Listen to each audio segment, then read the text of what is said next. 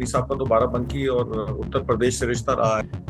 आपको क्या लगता है कि ये जो लड़ाई हुई है ये किस बुनियाद पर हुई? इसराइल के थ्रू अमेरिका ने जो प्रॉक्सी वॉर लड़ी है ईरान के साथ, वो ईरान को टेस्ट कर रहा था कि ईरान का जो मिसाइल प्रोग्राम है। हमारे प्रधानमंत्री मोदी साहब उनको फादरलैंड बोल के आए। मदरलैंड तो मैंने सुना था, फादरलैंड नहीं सुना था। हम लोग को पता लग गया कि हम फादरलैंड भी हैं। प्लेबुक जो है अफगानिस्तान से शुरू होती है, उससे पहले लिबिया, उससे पहले इराक, और उसके बाद इसी प्लेबुक को ईरान में खेला जाता है। जंग कंक्लूड हो चुकी है। कौन जीता है? किसको फातेह कहना चाहिए? देखिए, जंग में फतेह नहीं होती, जंग में आवाम का नुकसान होता है। अस्सलाम वालेकुम। ईरान के सुप्रीम लीडर आयतुल्ला अली खामेनाई, जिनको शहीद किया गया अमरीकी हमले में, अ, उनकी आखिरी रसूमात अदा हो गई और तदफीन भी हो गई। इस जंग के बारे में बाज लोगों का ये कहना है कि ये जंग अ, दो तहजीबों की, दो सिविलाइजेशंस की जंग थी। यानी एक ईरान एक सिविलाइजेशन है और अमेरिका एक सिविलाइजेशन है। बाज लोगों का मानना है कि ये दो मजाहिब का टकराव था। बाज लोग समझते हैं कि ये अ, जो इसराइल के वजूद के ऊपर, यानी इसराइल की एग्जिस्टेंस के ऊपर जो इख्तलाफ है ईरान के और अमेरिका के दरमियान, यानी ईरान इसराइल की एग्जिस्टेंस, उसके वजूद का ही इनकार करता है, उसे डिफाई करता है। और वो समझते हैं कि ये एक इलिजिटिमेट स्टेट है और ये हो ही नहीं सकती, इसको होना ही नहीं चाहिए सिरे से। वाइड एब इनिशियो जिसे कहते हैं। और अमेरिका जारी बात है सबसे बड़ा सपोर्टर है इसराइल का, और इसराइल आज शायद कायम ही अमेरिका की हिमायत और सपोर्ट की वजह से है। तो किस तरह से हम इस जंग को देखें? जंग तो खत्म हुए कई महीने गुजर चुके हैं और जंग बज़ाहिरन एक कमजोर मुल्क के हक में जाती हुई हमें नजर आई, यानी ईरान, जिसको इस जंग में लोग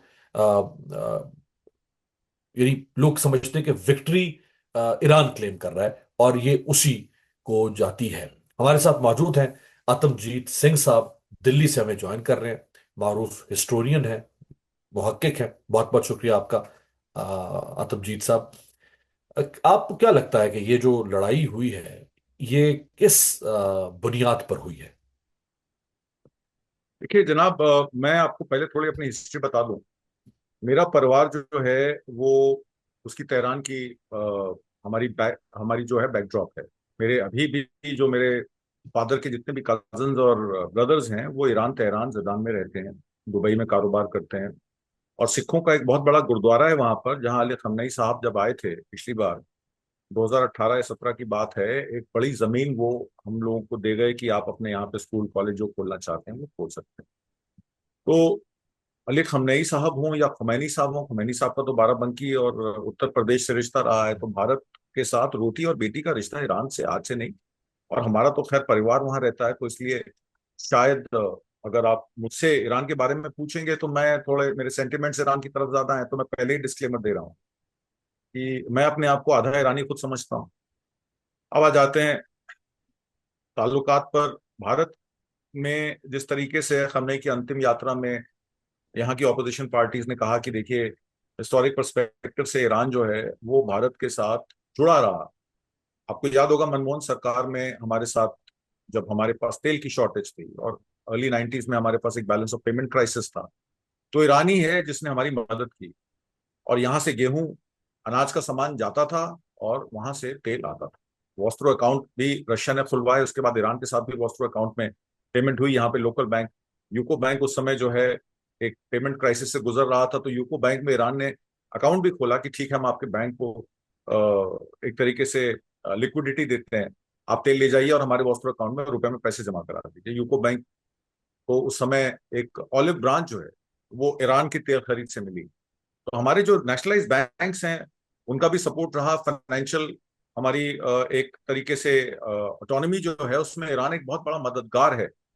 और जाहिर तौर पर हमारा पड़ोसी भी है, हमारा हमसाया है, तो हम ये डेफिनेटली कह सकते हैं कि ईरान और वेस्ट एशिया, जहाँ पे तकरीबन 10 मिलियन से ज्यादा लोग जो हैं वहां पर काम करते हैं, फॉरेन रिपैट्रिएशन वहां से आती है। ईरान के बगल में दुबई है, यूएई है, सऊदी अरेबिया है, तो वेस्ट एशिया को भारत अवॉइड नहीं कर सकता। हिस्टोरिक पर्सपेक्टिव में देखा जाए तो वेस्ट एशिया में ईरान के जो जो ईरान की सिविलाइजेशन है वो कई हजार साल पुरानी है, और उसको सिंधु सिंधु घाटी या इंडस वैली सिविलाइजेशन से कंपेयर करें तो भारत के साथ, और भारत क्या, भारत के पूरे ये जिसको आप कहिए कि ये पूरा जो हमारा इंडस वैली सिविलाइजेशन में पाकिस्तान, बांग्लादेश, भारत, ये सभी कंट्रीज, नेपाल, भूटान, ये सब उसी सिविलाइजेशन का पार्ट हैं। तो हम्म। ये सिविलाइजेशन और पर्शियन सिविलाइजेशन, इनका जो है कारोबार आज से नहीं है, बिफोर क्राइस्ट, मतलब उसकी रिकॉर्डिंग जो है 576 या 600 बिफोर क्राइस्ट से भी रिकॉर्डेड ट्रांजैक्शंस हैं कि यानी किस तरीके से थ्री यहाँ थाउजेंड से ईयर्स अगो। 3000 ईयर्स अगो कि कहाँ से यहाँ से सामान जाता था, स्पाइसेस जाते थे, और कई चीजें जाती थी, कपड़ा जाता था, सूत जाता था, और वहां से तेल और ये ड्राई फ्रूट्स और खजूर, ये सब चीजें वहां से आती। तो एक तरीके से अगर देखा जाए हिस्टोरिकल पर्सपेक्टिव से, तो हमारे ट्रेड रूट्स उसी तरीके से हैं जैसे जिस तरीके से चाइना के सिल्क रूट के ट्रेड रूट्स हैं। तो इस बात को अवॉइड नहीं किया जा सकता। और जब अमेरिका का अटैक ईरान पर होता है, उस समय पर बदकिस्मती है हमारे निजाम की कि हमारे जो प्रधानमंत्री थे वो इसराइल में नेसेट अवार्ड ले रहे थे। तो नेसेट अवार्ड कोई नाम का अवार्ड नहीं होता है। आजकल हमारे प्रधानमंत्री को शौक है, जिस कंट्री में जाते हैं वहाँ अवार्ड लेने शुरू कर देते हैं। अभी इंडोनेशिया गए हुए हैं, पता नहीं कौन सा अवार्ड लेके आएंगे। तो वो गए वहां, तो उनको नेसेट अवार्ड दिया गया इसराइल की पार्लियामेंट में। और जब जब अमेरिका इसराइल को कहता है, नेतन्याहू को कहता है भाई लड़ाई रोक दो, तुम्हारे साथ कोई देश नहीं खड़ा, तो नेतन्याहू साहब का परसों ही बयान है, वो कहते हैं नहीं साहब, मेरे साथ हिंदुस्तान खड़ा है, मेरे साथ एक 1.4 बिलियन पीपल, 140 करोड़ लोगों का सपोर्ट है, इसराइल मजबूत है। क्योंकि हमारे प्रधानमंत्री मोदी साहब उनको फादरलैंड बोल के आए। मदरलैंड तो मैंने सुना था, फादरलैंड नहीं सुना था। हम लोगों को पता लग गया कि हम फादरलैंड भी हैं, हमारा फादरलैंड इसराइल है। अब ये ताल्लुकात जो प्रधानमंत्री मोदी जिन बातों को बातें करते हैं, वो शायद उन चीजों का जिक्र कर रहे हैं जहां पर कुछ सेलर्स जो हैं गुजरात की तरफ आज से कुछ हजार साल पहले पहुंचे थे, और उनकी जो एंसेस्ट्री थी वो यहूदी बताई जाती। तो कुछ यहूदी एंसेस्ट्री के फिशरमैन जो हैं वो वहां से मेडिटेरियन सी के थ्रू, इंडियन ओशन के थ्रू वहां पहुंचे, गुजरात के कच्छ में पहुंचे, और वहां उन्होंने फिशिंग और वहां के अपने बिजनेस कारोबार शुरू किए, और वो सेटल हुए। ये तो रिकॉर्डेड हिस्ट्री है। और जोरास्ट्रियन हिस्ट्री भी रिकॉर्डेड है कि कुछ पर्शियन कारोबारी भी वहां पे उस समय पे मौजूद थे। हम्म। तो हो सकता है ये फादरलैंड मदरलैंड का जिक्र वहां से हो, क्योंकि मैं तो नहीं बता सकता, क्योंकि मैं आर्काइवल हिस्ट्री में तो नहीं हूं।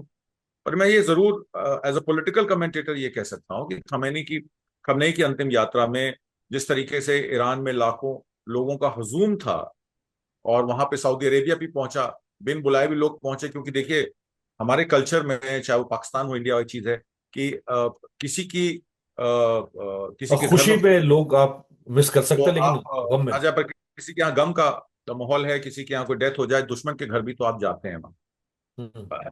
बेटी की शादी हो तो जाते हैं, बेटे की शादी हो तो ना जाए कोई बात नहीं, बेटी की शादी हो तो कन्यादान कहा जाता है यहाँ पर, आपके यहाँ जो भी कहा जाता हो।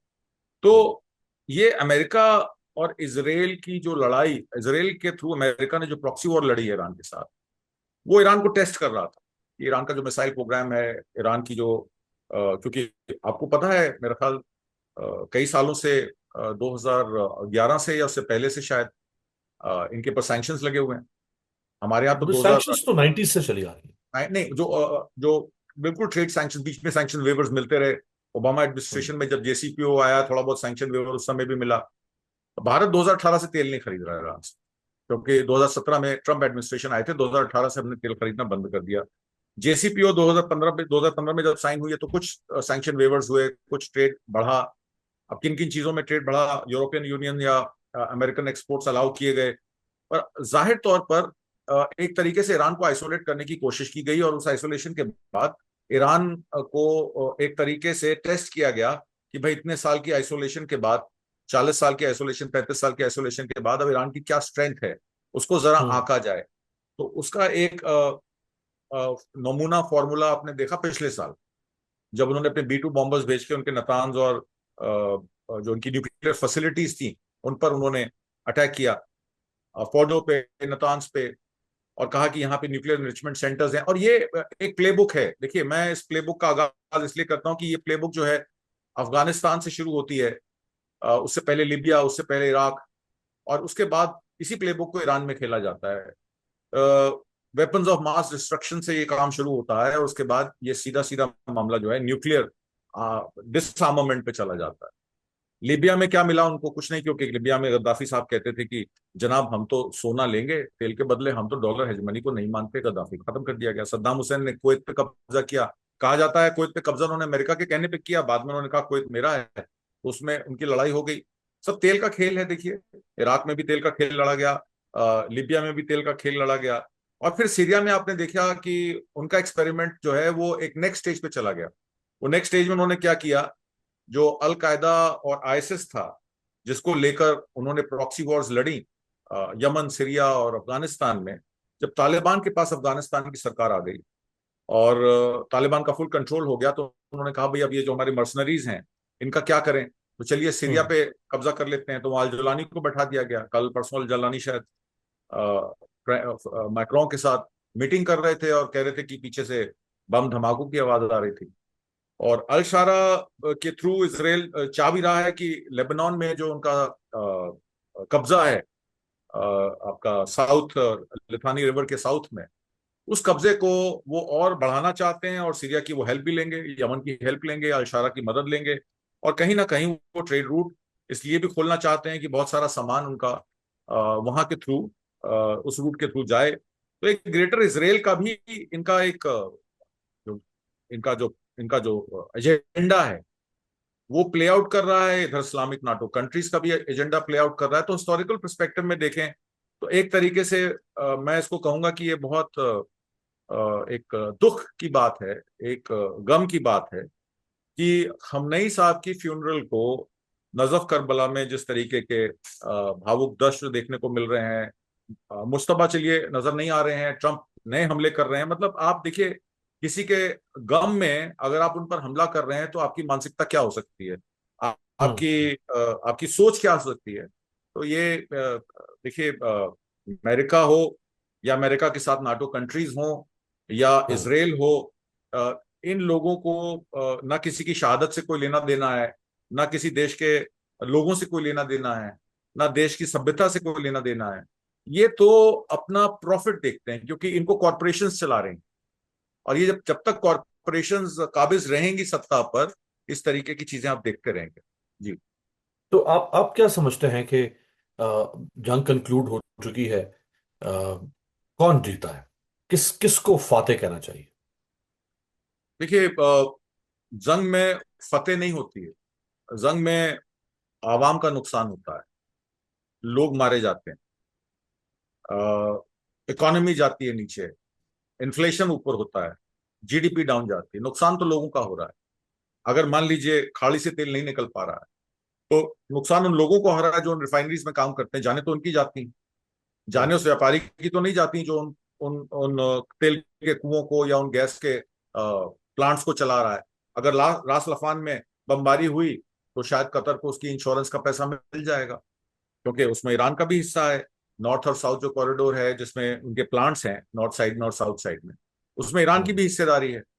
ईरान पर ये इल्जाम ट्रंप का कि वो टोल लगाकर नहीं चल सकते क्योंकि इंटरनेशनल वाटरवेज है, ईरान ने उस मामले को खड़ा कर दिया कि ये वाटरवेज हमारा है हम्म। और ये इंटरनेशनल वाटरवेज नहीं है। जिस तरीके से आप और जगह पर पैसा लेते हैं, स्विस कनाल में पैसा लेते हैं, पनामा कनाल में पैसा लेते हैं, तो ये भी हमारे इंटरनल इशू है।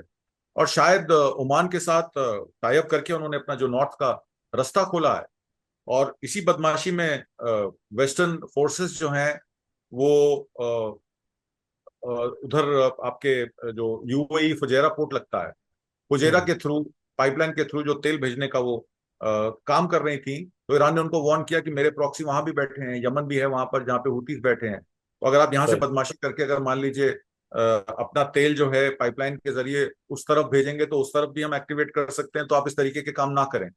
और शायद वो हम्म। ऑस्ट्रेलियन फ्रिगेट पे जब बमबारी की गई, और वो सिंगापुरियन फ्रिगेट पे जब बमबारी की गई, सिंगापुर पे पहले हुई, बाद में दो कमर्शियल शिप्स और थे, क्योंकि वो चाह रहे थे कि हम इसको बाईपास कैसे करें, वो रास्ते ढूंढ रहे हैं। ये सीज फायर कोई एमओयू के द्वारा नहीं हुआ है, ये सीज फायर अमेरिका ने खुद किया है, क्योंकि वो अपनी ताकत को आंकना चाहता है, वो देखना चाहता है कि ईरान को कहां से लपेटें, क्योंकि जो लड़ाई वो लड़ना चाह रहा था, वो लड़ाई से में तो वो हार गया, हम्म। क्योंकि ना उसके जो नेवल शिप्स हैं वो वहां पहुंच पाए, और जो पहुंचे वो इतने आहत हो गए कि उनको इंडिया ओशन में बैक ऑफ करना पड़ा। और जो कह रहे थे कि वो अफ्रीका से घूम के आएंगे, वो अफ्रीका में ही खड़े हैं। तो इसका मतलब ये है कि अमेरिका इस वॉर को हवाई तौर पे लड़ना चाह रहा था, और ईरान ने अपनी तैयारी जो है मुकम्मल की हुई थी। चाइना के साथ मिलकर उन्होंने 20-20 हजार डॉलर के जो अपने ड्रोन्स बनाए, बैटरी ऑपरेटेड। तो हमारे देश में एक छोटी मोटरसाइकिल आती थी 90s के दशक में, उसको लूना बोलते थे। तो लूना की मोटर लगा के उन्होंने उस तरीके के जो हम्म। आपने देखा किस तरीके के उन्होंने मिसाइल्स बनाए, और उनके पैट्रियट मिसाइल्स और थार्ड बैटरीज को उन्होंने फेल कर दिया। तो हम्म। शायद अब मामला जो है ये, लड़ाई कौन जीता, ये तो बड़ा एक आसान सा सवाल है। मुझे ऐसा लगता है कि जीसीसी कंट्रीज अब रिविजिट करेंगी, खासकर Saudi Arabia, UAE, Qatar, Bahrain, जहाँ फिफ्थ फ्लीट है अमेरिका की। उनको ये तय करना पड़ेगा कि उनकी अब सिक्योरिटी इश्यूज को कौन एड्रेस करेगा। क्या नाटो की तरह हम्म। उनको भी अपने बजट का 5-6% पैसा डिफेंस एक्सपेंडिचर में लगाना चाहिए? क्या उनको ईरान, चाइना, रशिया की हेजमनी को स्वीकार कर लेना चाहिए? क्योंकि America has failed to protect them in hmm. terms of their financial districts, in terms of their data center operations, in terms of their people. So अब सऊदी अरेबिया खासकर, और उसके सऊदी अरेबिया जाएगा तो जाहिर तौर पर यूएई तो ओपेक से ऑलरेडी बाहर है, तो ये कंट्रीज अब रिविजिट कर रहे हैं अपनी सिक्योरिटी अरेंजमेंट्स को। सही। इसमें टर्की, इजिप्ट भी दो ऐसे महत्वपूर्ण कड़ियां हैं, जिसमें टर्की तो नाटो का पार्ट भी है। तो ये एक हम्म। महत्वपूर्ण कड़ियां हैं जो तय करेंगी आने वाले सिक्योरिटी अरेंजमेंट्स को। और शायद इसी को लेकर अब गहमा गहमी चल रही है। और अगर चाइना, ईरान, रशिया नेक्सस यहाँ वेस्ट एशिया में कामयाब हो जाता है, और अमेरिका अपने बेसिस को वाइंड अप कर लेता है, क्योंकि वो कहता है कि देखिए मैं तो अंटार्कटिक में हूँ, मैं तो नॉर्थ में हूँ, मुझे क्या लेना देना यहाँ से, ना मेरा यहाँ से कोई तेल जाता है, ना मेरे को यहाँ से गैस जाती है, मेरे पास अपना तेल गैस है बेचने के लिए। तो मुझे लगता है अमेरिका विड्रॉ करेगा। रशिया, चाइना और ईरान एक्सेस, क्योंकि ईरान और रशिया के अच्छे कारोबार हैं, उनका अच्छा बिजनेस है, कैस्पियन सी के थ्रू उनका कारोबार कभी हर्ट नहीं हो सकता, और जियो पोलिटिकली उनके पास एक अच्छा कनेक्शन है। तो मुझे लगता है ओवरऑल, अगर इसको आप पॉलिटिकली देखते हैं तो जिसको कहते हैं ना, फुटबॉल में अभी वर्ल्ड कप चल रहा है कि एक मिनो टीम जो है, एक छोटी टीम एक बड़ी टीम को हरा हरा दे तो उसको बड़ी जीत माना जाता है। तो ये हम्म। एक कैमरून वर्सेस फ्रांस का मैच था, जिसमें कैमरून जो है वो जीत गया फ्रांस से। हम्म। चाहे वो राउंड ऑफ 16 कह लीजिए, राउंड ऑफ 32 कह लीजिए, या क्वालिफाइंग राउंड कह लीजिए, पर एक बड़ी जीत मानी जा सकती है। और इसके बाद के जो विषय हैं, जो रीजनल फ्रेमवर्क है, जिसमें पाकिस्तान एक इंपॉर्टेंट पोजीशन पे है, बिकॉज उसके पास गवादर है। गवादर से आपको पता है कि जब गल्फ ऑफ ओमान से एक ऑल्टरनेट रास्ता खुलता है, जहां स्ट्रेट ऑफ हॉर्मुज को आप यूज ना करें, तो गल्फ ऑफ ओमान से भी बहुत सारा सामान जो है वो गवादर पोर्ट से सेंट्रल एशिया और मिडिल ईस्टर्न कंट्रीज में जा सकता है। शायद इसका आगाज सेंट्रल एशियन कंट्रीज को है, इसीलिए बड़ी संख्या में, बड़े नंबर्स में वो खमनेई की जो फ्यूनरल मीटिंग्स थी उसमें पहुंचे। तो शायद सही। इसको, हाँ जी, ऐसे भी देखा जा सकता बहुत बहुत शुक्रिया, बहुत बहुत शुक्रिया। अतमजीत सिंह साहब हमारे साथ थे। बहुत अहम बात जो उन्होंने की कि जंग में जीत या हार कहना बहुत मुश्किल है। जंग में जीत जुल्म की तो हो सकती है, लेकिन नुकसान आम इंसान का होता है, मईशत का होता है, समाज का होता है, सिविलाइजेशन का होता है। और ईरान में तो हमने देखा कि आर्किटेक्चर तक, हिस्ट्री तक को तबाह किया गया। कई 100 साल पुरानी हिस्ट्री जिसके ऊपर बमबारी की अमेरिका ने, ये चीज़ें अब आप रिक्रिएट नहीं कर सकते हैं। तो जंग बहरहाल किसी भी सूरत में सेलिब्रेट नहीं की जा सकती। बहुत बहुत शुक्रिया आपका।